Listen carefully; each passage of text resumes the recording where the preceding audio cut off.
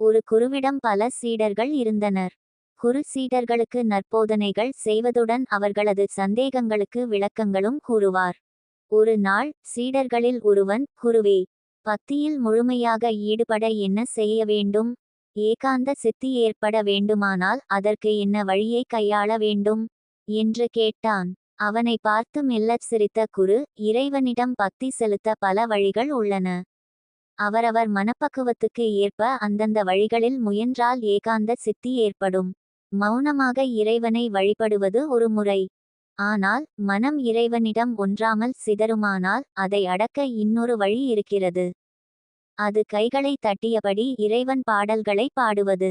ஒரு மரத்தின் அடியிலிருந்து கைதட்டினால் அம்மரக்கிளைகளில் இருக்கும் பறவைகள் நாலா பக்கங்களிலும் சிறகடித்து பறந்து போகும்.